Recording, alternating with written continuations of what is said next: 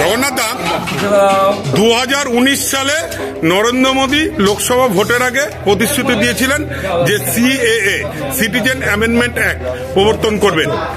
2019 সালে প্রতিশ্রুতি, 2024-এর ভোটের ঠিক প্রাক্কালে সেই প্রতিশ্রুতি পূর্ণ হলো। আজই নোটিফিকেশন জারি হয়েছে, আজই দেশ জুড়ে লাগু হয়ে গেল সিএএ বিল। কি প্রতিক্রিয়া আপনার? খুবই ভালো লাগছে। এর জন্য আমি আমাদের সম্মানীয় আদরণীয় প্রধানমন্ত্রী নরেন্দ্র মোদীজি এবং আমাদের স্বরাষ্ট্রমন্ত্রী অমিত শাহজিকে অশেষ অশেষ ধন্যবাদ জানাই, শ্রদ্ধা জানাই, প্রণাম জানাই। কারণ তাদের নেতৃত্বে যে সমস্ত বাঙালি উদ্বাস্তু যারা ধর্মীয়ভাবে অত্যাচারিত হয়ে এদেশে অধিকার পাচ্ছিল না, বিভিন্ন দলের কৃতদাসে পরিণত হয়েছিল, থানার পুলিশের অত্যাচারিত হতে হয়েছিল, ছেলে মেয়ে চাকরি পেলে ডিআইবি ইন্সপেকশনে 71-এর ভিত্তি বছর দেখাতে হতো, তাদের কাস্ট সার্টিফিকেট আদায় করতে গেলে ওই 71-এর আগে দলিল চাইতো, অর্থাৎ তারা নাগরিক নয়। আর মমতা ব্যানার্জি বিভ্রান্ত করছিল যে আমরা সকলেই নাগরিক, সকলেই ভোটার, সকলেই।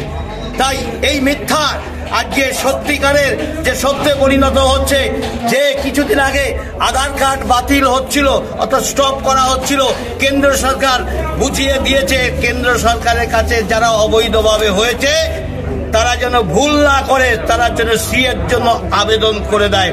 সমস্ত তথ্য সরকারের কাছে আছে, তাই তারা যেন ভুল না করে, সকলেই অনলাইনে যাতে নিঃশর্ত নাগরিকত্ব দাবি করে। একটি কথা, যে আমি ধর্মীয়ভাবে অত্যাচারিত পাকিস্তান, হিন্দু পাকিস্তান বা আফগানিস্তান বা বাংলাদেশের আমি উদ্বাস্তু নাগরিক, এই দেশে আমি থাকতে চাই, এই দেশের নাগরিকত্ব চাই। অনলাইনে আবেদন করলে সেই আবেদন গ্রাহ্য হবে। তাই এটা আমাদের কাছে অত্যাচারের শেষ দিন, অর্থাৎ উদ্বাস্তু সমাজ তার অত্যাচারের হাত থেকে মুক্তি পাচ্ছে, গর্বের সঙ্গে তারা ভারতবর্ষের নাগরিকত্বের অধিকার পেল। এর চেয়ে আনন্দের কিছু হয় না, টাকা পয়সা দিয়ে কিছু হয় না, জিনিস দিয়ে হয় না, এটা হচ্ছে অধিকারের বিষয়। অধিকার আমি পার্লামেন্টে নিঃশর্ত নাগরিকত্বের দাবি করে ছিনিয়ে আনতে পেরেছি বলে সাংসদ হিসাবে রানাঘাট লোকসভায় লক্ষ লক্ষ মতুয়া বাস করে, তারা উদ্বাস্তু, তাদের অধিকার আদায় করতে দিতে পেরেছি বলে এর চাইতে গর্বের কিছু আমার কাছে হয় না। মুখ্যমন্ত্রী বলছেন যে এটা হবে না, মানা যাবে না। বামেরা তৃণমূল একজন বলছে, কি বললেন কিচ্ছু এসে যায় না।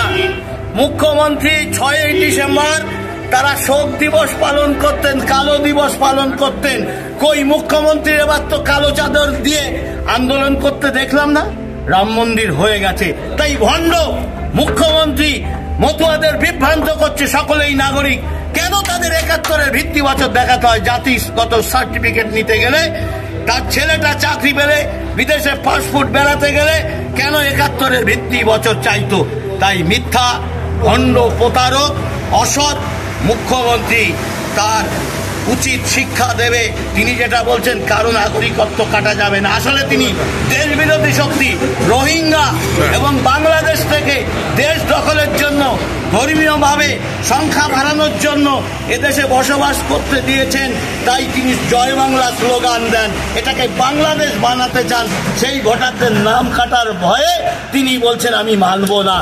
আমরাও দেখে নেব মুখ্যমন্ত্রীকে তিনি কতটা সত্যি বলছেন। এটা কেন্দ্রীয় সরকারের বিষয়, এটা চালু হবে। ঠিক আছে।